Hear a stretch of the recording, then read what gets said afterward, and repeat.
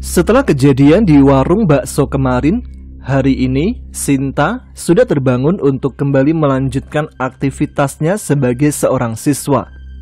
Dimulai dengan merapikan tempat tidurnya karena waktu sudah menunjukkan pukul 5:30 pagi. Sinta lalu membawa handuk dan pergi ke kamar mandi.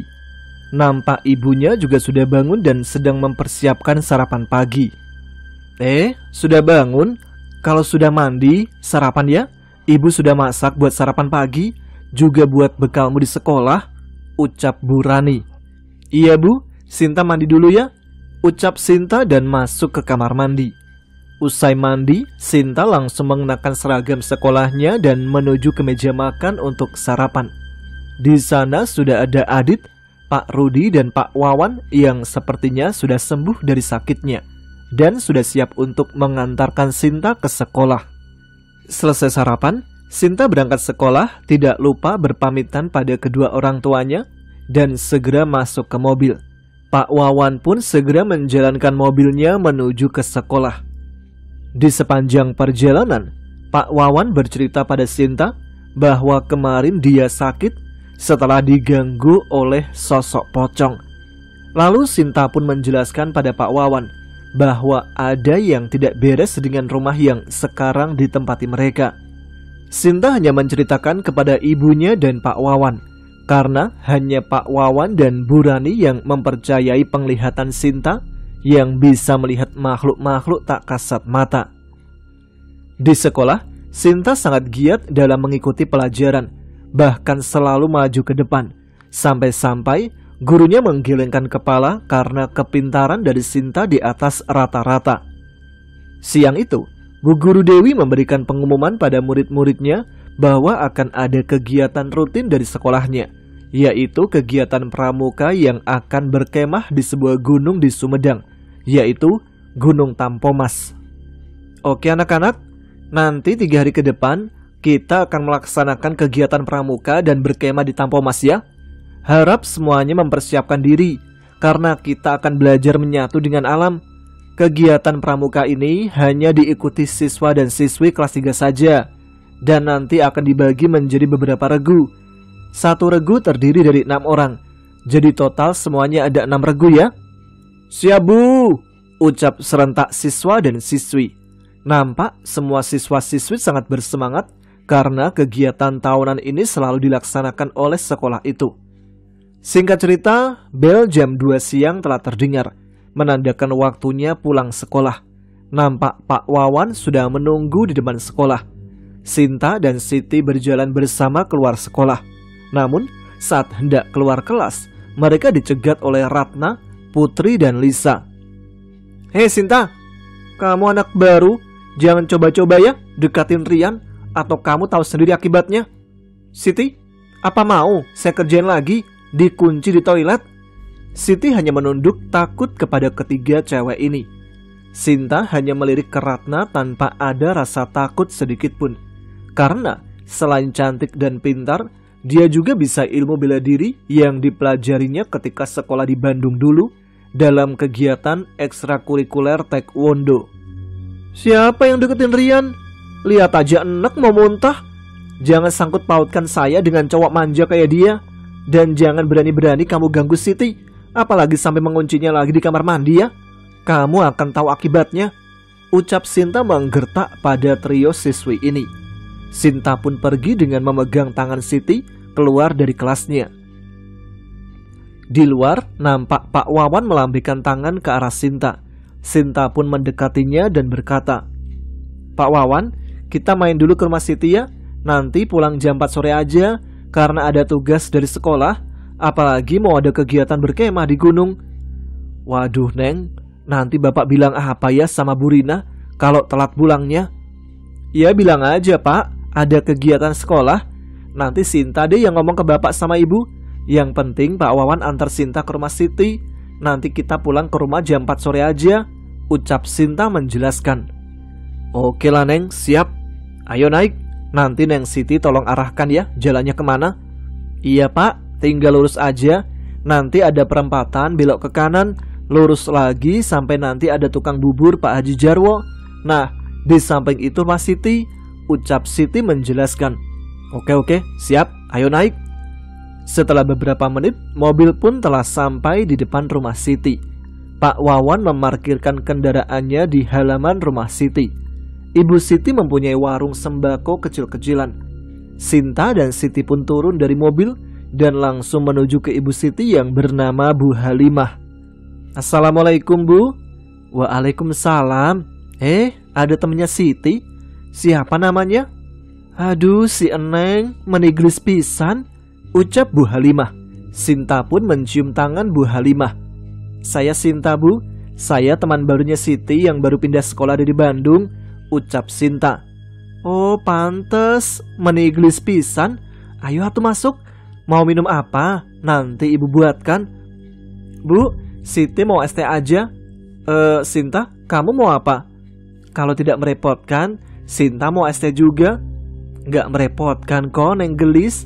Malah ibu seneng Siti bisa ajak temannya main ke rumah kecil ini. Sinta dan Siti pun masuk ke dalam rumah. Sementara Pak Wawan duduk di dekat warung dan memesan kopi hitam di warung Bu Halimah. Saya sopir pribadi Neng Sinta, Bu. Ayahnya Sinta pengurus perkebunan kayu jati. Oh iya, Pak. Alhamdulillah, baru kali ini ada teman Siti yang mau main ke rumah. Ibu sangat seneng karena kami tinggal hanya berdua. Loh, kok berdua? Suaminya kemana? Tanya Pak Wawan. Suami saya sudah meninggal 2 tahun lalu. Oh, iya maaf Bu Halimah. Iya gak apa-apa. Ini Pak kopinya. Saya mau antarkan es teh dulu ke Siti sama Sinta ya. Iya Bu, jawab Pak Wawan dengan tersenyum lalu menyeruput kopinya. Pak Wawan senyum-senyum bahagia melihat Bu Halimah karena Pak Wawan sendiri adalah seorang duda berumur 36 tahun. Dan sepertinya dia tertarik pada Bu Halimah. Sinta dan Siti pun sangat sibuk mengerjakan tugas sekolah dan juga mencatat apa saja yang harus dibawa saat berkemah nanti. Nampak keduanya sangat akrab, sudah seperti sahabat dari kecil. Raut wajah Siti nampak bahagia, bisa berteman baik dengan Sinta, begitupun juga Sinta. Singkat cerita, tidak terasa waktu sudah pukul 4 sore. Sinta pamit pada Siti juga pada Bu Halimah. Bu, Sinta pamit pulang ya. Nanti kapan-kapan Sinta main lagi. Iya Neng, ibu tunggu ya. Kalau nanti mau main lagi, nanti ibu masak masakan enak, ucap Bu Halimah. Iya Bu. Saya juga pamit ya Bu. Ngomong-ngomong, kopinya enak. Nanti saya mampir lagi. Bakal kangen kopi ini terus kayaknya. Mendengar itu, Sinta langsung melirik ke arah Pak Wawan yang tersenyum pada Bu Halimah. Sinta lalu mencubit Pak Wawan yang seperti sedang jatuh cinta. Bu Halimah pun tersenyum ke arah Pak Wawan. Nampak benih-benih cinta pada pandangan pertama antara Pak Wawan dan Bu Halimah. Pak Wawan, ayo. Kok masih di situ? Iya Neng. Astagfirullah. Bu, saya pamit pulang ya. Assalamualaikum. Bu Halimah dengan tersenyum manis ke arah Pak Wawan sambil membalas salam. Waalaikumsalam warahmatullahi wabarakatuh. Hati-hati di jalan ya Kang. Pak Wawan. Pak Wawan dan Sinta pun naik ke mobil. Di perjalanan, Sinta melihat Pak Wawan senyum-senyum sendiri, seperti orang sedang jatuh cinta. Sinta hanya tersenyum dan menggelengkan kepalanya. Singkat cerita, sampailah mobil di depan rumah. Nampak Pak Rudi, Bu Rina, dan Adit sudah menunggu Sinta di depan rumah. Assalamualaikum Pak, Bu, ucap Sinta dengan mencium tangan ibu dan bapaknya. Tumben pulang sore nak, kemana dulu? Pak Wawan, tanya Pak Rudi. Anu Pak, tadi Sinta ke rumah temannya dulu, ngerjain tugas sekolah, jawab Pak Wawan. Oh, kirain kemana? Ibu dan bapak khawatir, sudah sore kok belum pulang juga. Ya sudah Sinta, masuk, mandi terus makan ya, perintah Pak Rudi. Iya Pak, maaf, tadi ngedadak karena nanti akan ada kegiatan berkemah dari sekolah. Jadi Sinta sekalian ngerjain tugas sekolah juga, mencatat apa saja yang harus dibawa buat kegiatan kemah nanti. Ya sudah, nanti kalau perlu apa-apa, bilang ke ibu ya nak. Nanti ibu siapkan keperluan buat kegiatan sekolah. Memangnya berkemahnya di mana nak? Di Gunung Tampomas, Sumedang Pak, dekat juga dari sini. Ya sudah, nanti bilang ke ibu apa saja yang perlu dibawa. Sekalian kita belanja sepatu dan tas buat Sinta, ucap Pak Rudi. Adit pun ikut masuk bersama kakaknya. Tiba-tiba Adit berkata pada Sinta kalau dia punya 2 teman baru saat dia bermain ayunan di halaman rumah. Kak, tadi Adit waktu main ayunan bertemu teman baru, namanya Roman dan Sisilia. Sinta melirik ke arah Adit karena sedikit heran. Kok namanya seperti orang luar, Dek? Tapi kan di sini nggak ada rumah selain rumah kita. Emang rumah mereka di mana? Adit nggak tahu, Kak. Tapi mereka berdua sangat baik sama Adit. Mereka mau jadi teman Adit. Tapi waktu Mama panggil Adit suruh masuk, Roman dan Sisilia lali masuk hutan. Sinta hanya menghela nafas panjang mendengar cerita aneh dari adiknya. Dia sadar, ternyata Adit pun bisa melihat makhluk tak kasat mata. Karena feeling Sinta bahwa teman Adit bukanlah manusia. Ya sudah, nanti teman Adit suruh datang kenalin ke kakak ya, ucap Sinta pada Adit. Iya kak, Adit sudah bilang ke mereka. Kak Sinta sangat baik, mereka pun nanti mau kenalan sama kakak, ucap Adit. Singkat cerita, malam telah tiba. Sinta masih kepikiran dengan 2 sosok teman baru yang diceritakan oleh adiknya. Sinta masih bertanya-tanya apakah mereka manusia atau makhluk halus. Sekitar jam 9 malam, suasana sudah hening. Namun Sinta masih susah memejamkan kedua matanya. Lalu sayup-sayup terdengar suara seperti orang sedang menyapu di dekat jendela kamarnya. Sinta yang penasaran mencoba mengintipnya. Pelan-pelan Sinta berjalan menuju jendela kamarnya dan mulai mengintip dengan membuka sedikit kain penutup jendela. Namun Sinta tercengang dengan apa yang dilihatnya, membuat jantungnya berdetak kencang. Ada sosok wanita berbaju putih dengan rambut panjang sampai ke tanah sedang berjalan menuju ke pohon beringin dekat ayunan. Dan suara yang dikira suara orang sedang menyapu itu ternyata suara rambut sosok itu ketika bergesekan dengan tanah. Sinta menutup kembali kainnya dan berbalik badan dengan gemetar dan jantungnya berdetak kencang karena yang ia lihat adalah sosok hantu perempuan berambut sangat panjang yang tidak lain adalah kuntilanak. Segera Sinta kembali ke kasurnya dan menutup selimut lalu berusaha untuk tidur walaupun susah. Sinta sudah banyak menemui sosok aneh penghuni rumah ini.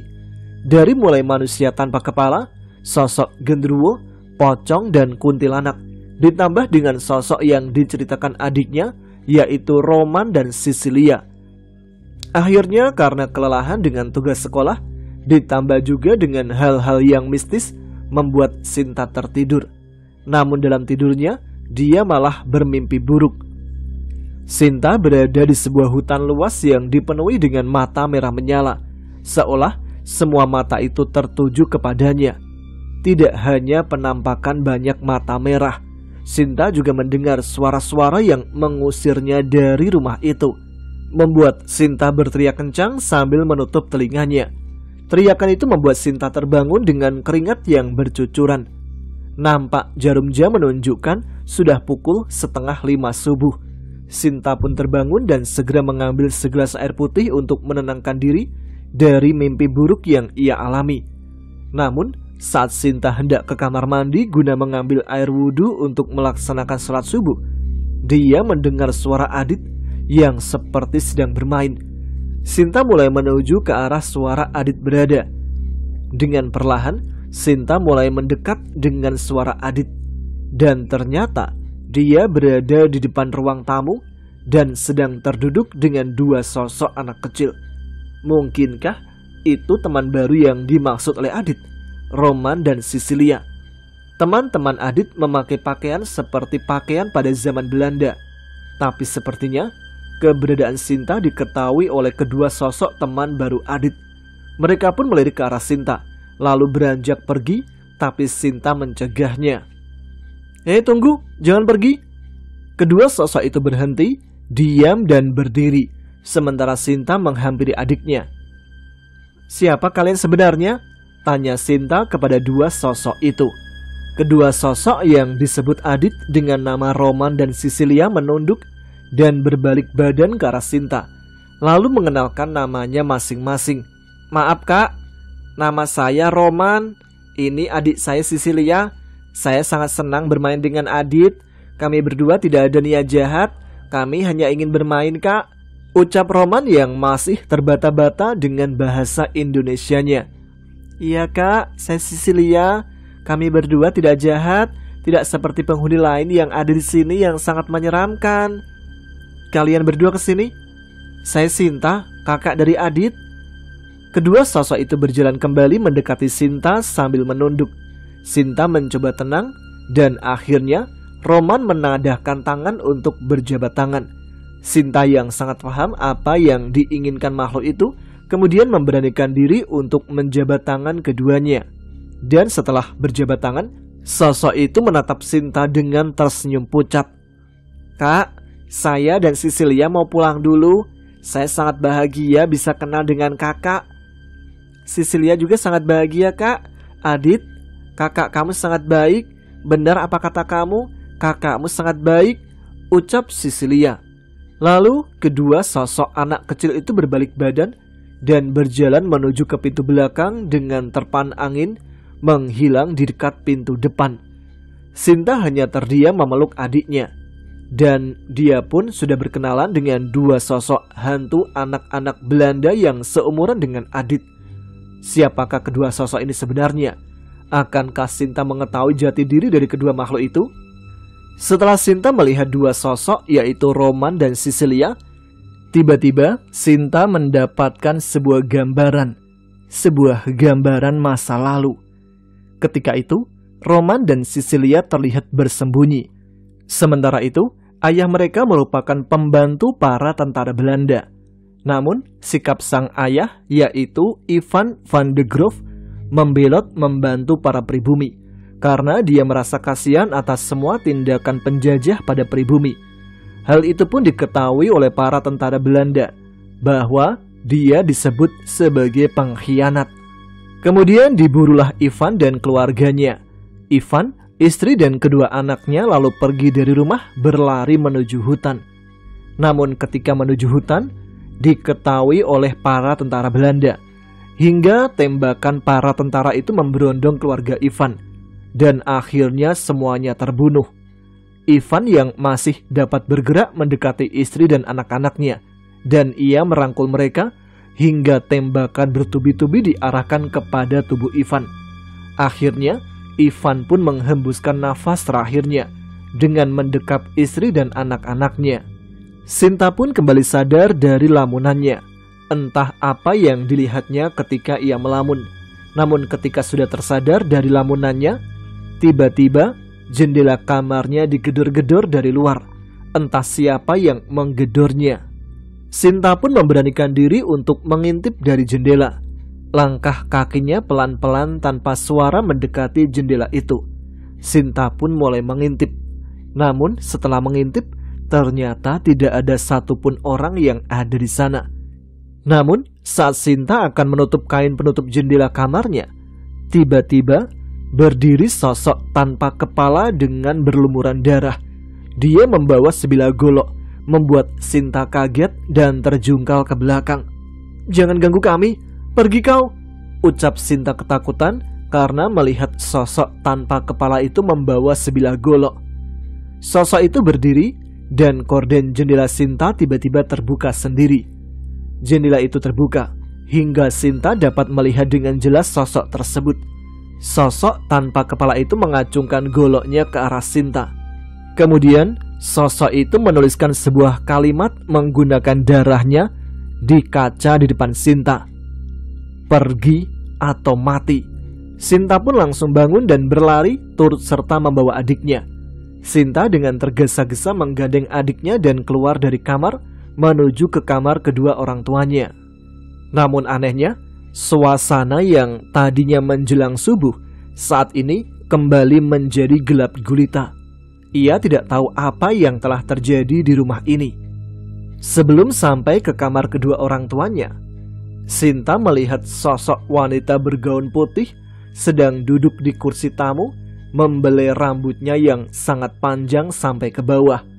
Sosok itu tidak lain adalah sosok kuntilanak yang ia lihat tadi. Sinta menutupi wajah adiknya supaya ia tak melihat sosok mengerikan yang sedang duduk itu. Sinta mulai mendekap adiknya dan menggendong serta membisikkan pada adiknya untuk menutup mata saja. Lalu, sosok yang tadinya sedang membelai rambutnya tiba-tiba terdiam dan kepalanya menengok ke arah Sinta.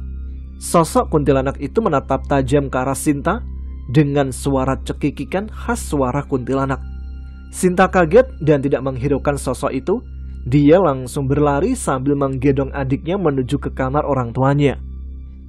Ketika beberapa meter lagi sampai di depan kamar kedua orang tuanya, Sinta dikagetkan lagi dengan sosok yang menutupi pintu dengan tubuh tinggi besar, berbulu, bertaring panjang, kukunya runcing dan matanya merah menyala, membuat langkah Sinta terdiam dan tak bisa melakukan apa-apa.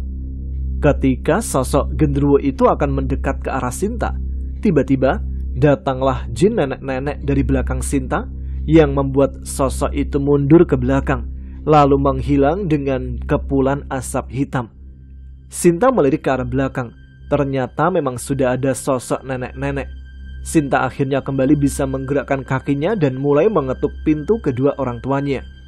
Setelah mengetuk pintu cukup lama, akhirnya terdengar suara langkah kaki dari dalam kamar, membuat Sinta lega. Mungkin kedua orang tuanya sudah bangun. Namun setelah dibuka, Sinta kembali kaget. Ternyata sosok tinggi besar, yaitu sosok buto ijo, sedang melotot tajam ke arahnya, membuat Sinta langsung berteriak. Pada akhirnya dia pun tersadar dari mimpi buruknya. Keringatnya bercucuran membasahi bajunya, sementara Adit masih tertidur lelap di sampingnya. Jantung Sinta berdetak kencang, nafasnya terengah-engah. Dia bingung dengan apa yang dialaminya. Apakah itu nyata atau hanya mimpi belaka? Sinta terbangun dan melihat jam di dinding menunjukkan pukul 5 subuh.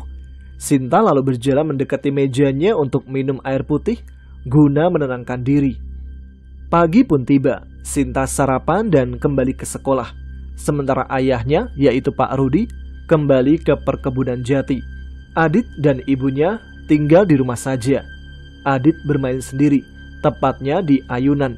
Ibunya bisa memantau Adit karena terlihat dari dapur. Adit yang asik bermain ayunan tiba-tiba berlari ke arah ibunya karena di depan ada seorang kakek-kakek yang bertamu. Bu, di depan ada kakek-kakek," ucap Adit.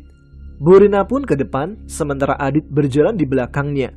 Setelah berada di depan pintu, Bu Rina pun membukakan pintu dan memang betul, ternyata di depan ada seorang kakek-kakek yang bertamu. "Kek, sedang apa di situ?" tanya Bu Rina. Kakek itu hanya tersenyum dan melangkah menuju ke depan rumah Bu Rina. "Permisi nak, apakah kamu tinggal di sini?" tanya kakek itu. "Iya kek, saya dan keluarga tinggal di sini. Emangnya ada apa ya kek?" "Boleh tidak kakek duduk di kursi? Silakan kek." "Rumah tua dari zaman penjajahan Belanda, bekas dukun sakti. Sebaiknya kamu mencari rumah lain nak," ucap kakek itu tiba-tiba. "Saya bersama suami tinggal di sini kek. Sementara suami bekerja di perkebunan jati sekitar setengah jam dari sini." "Bahaya nak, kalau kamu dan keluarga berlama-lama tinggal di rumah ini. Karena rumah ini seperti rumah yang dikutuk. Sebaiknya saran kakek, cari rumah yang lain. Kasihan keluargamu." Mendengar itu, Bu Rina pun terdiam dan merasakan sendiri hal-hal yang ganjil di rumahnya. Karena baru sekitar 1 minggu berada di rumah ini, sudah mengalami banyak kejadian ganjil. "Rumah kakek tidak jauh dari sini. Mungkin sekitar 15 menit berjalan kaki. Kakek akan pergi ke ladang, tapi tidak sengaja melihat rumah ini dan terdapat sepeda anak kecil. Kakek penasaran apakah rumah ini masih kosong atau sudah ada yang mengisinya. Karena memang sudah bertahun-tahun rumah ini tidak ada yang berani menempati, ucap kakek itu. Sebenarnya saya juga merasakan ada banyak keganjilan dan kejadian aneh di rumah ini, Kek. Tapi suami saya tidak percaya dengan hal-hal yang berbau mistis, ucap Bu Rina. Ya. Memang kalau tidak mengalami sendiri, orang tidak akan percaya. Perkenalkan dulu, nama kakek Arya. Panggil saja Ki Arya. Kalau ada apa-apa, di dekat sini ada pemukiman warga. Mungkin sekitar 15 menit dari sini. Semua sudah tahu nama kakek. Ya sudah, kakek pergi ke ladang dulu. Jaga keluargamu. Tetaplah meminta perlindungan pada Tuhan Yang Maha Kuasa. Iya, Kek. Nanti kalau ada apa-apa, saya minta bantuan pada kakek. Terima kasih banyak, Kek. Kakek itu kemudian pamit pergi. Dan ketika melihat Adit, kakek itu tersenyum karena menatap mata Adit. Sepertinya kakek itu tahu bahwa Adit bisa melihat makhluk tak kasat mata. Singkat cerita, sore pun tiba. Pak Rudi sudah kembali. Sedangkan Sinta juga sudah pulang dari sekolahnya. Saat ini sedang bermain bersama adiknya. Bu Rina pun menghampiri suaminya yang sedang duduk di depan rumah. Pak, ini tehnya. Oh iya Bu, makasih. Pak, tadi pagi ada kakek-kakek yang tinggalnya di pemukiman warga sekitar 15 menit dari sini. Kakek itu tadinya mau ke ladang dan mampir ke sini. Dia bercerita tentang rumah ini. Apa sebaiknya kita pindah saja, Pak? Karena katanya rumah ini bekas rumah dukun sakti yang dipenggal, ucap Bu Rina. Walah, Bu.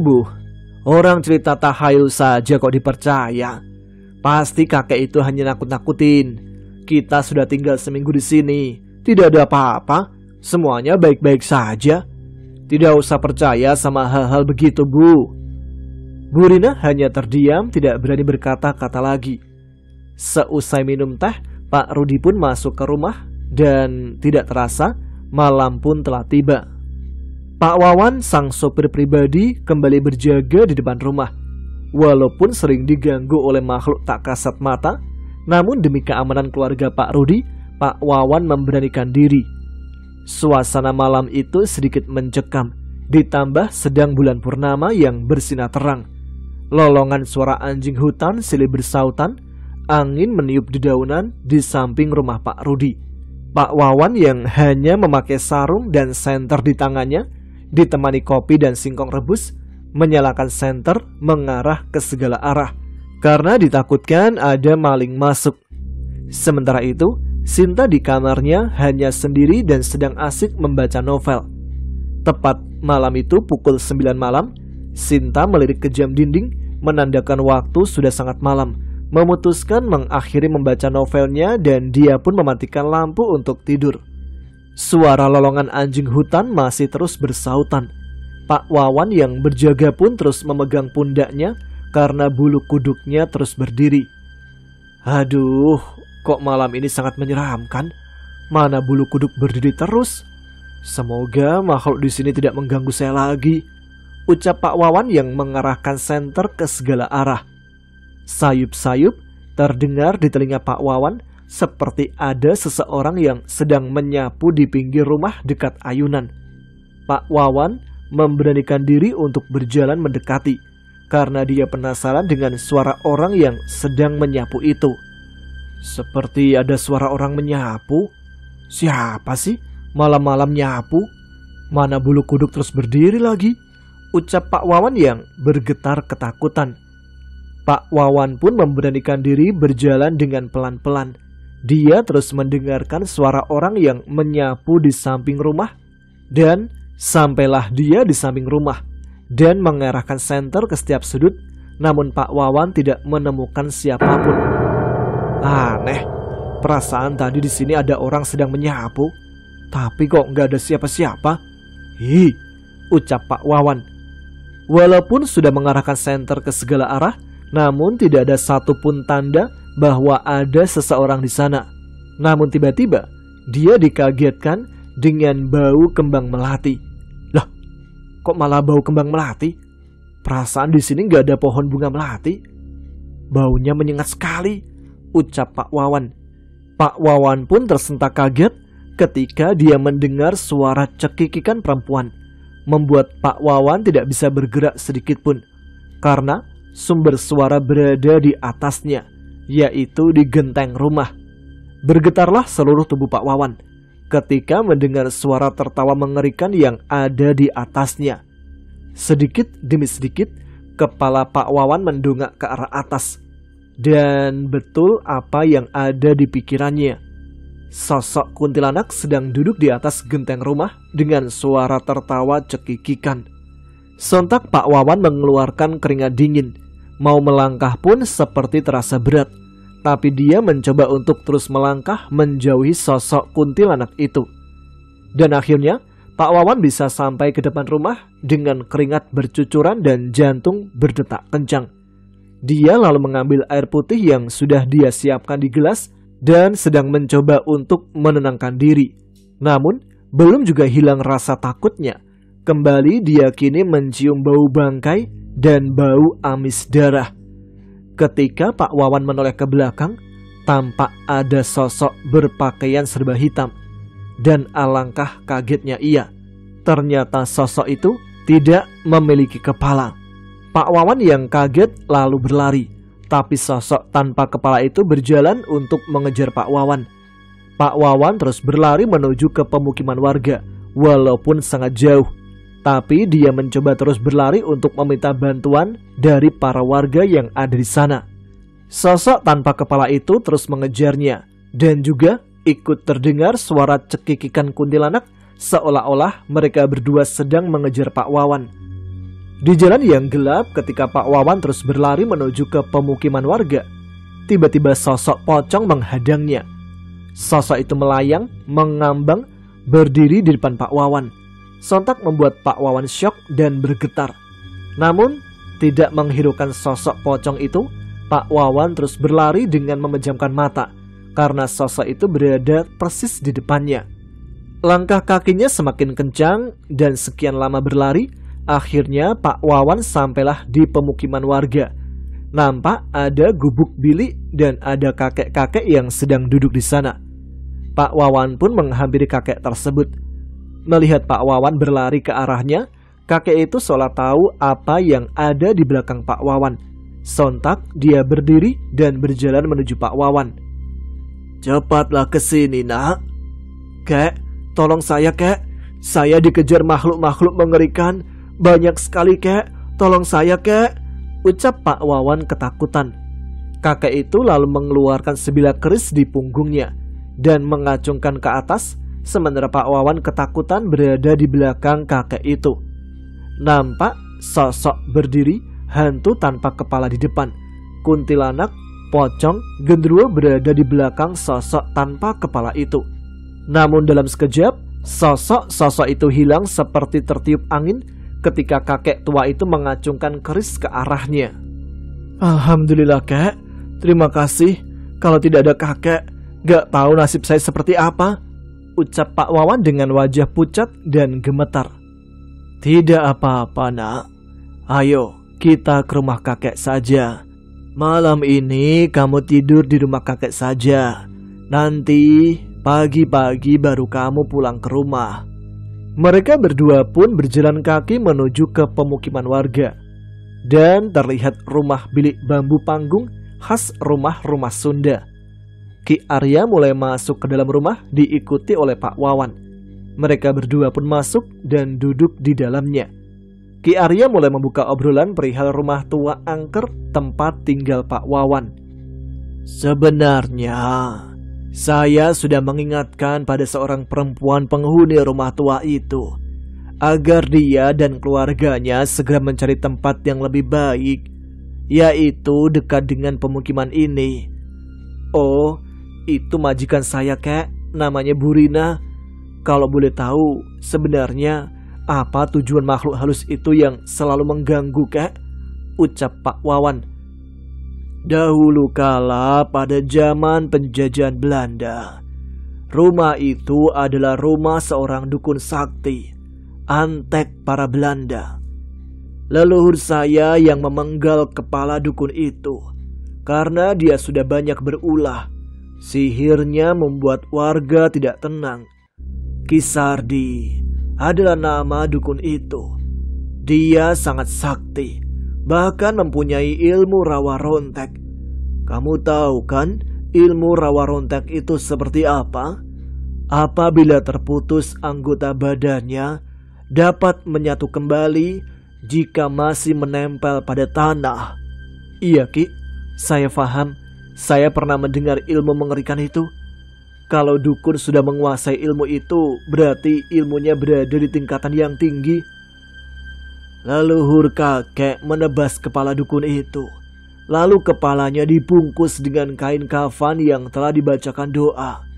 Sementara badannya dikubur di dekat pohon beringin besar, dekat dengan rumah yang sedang kamu tinggali.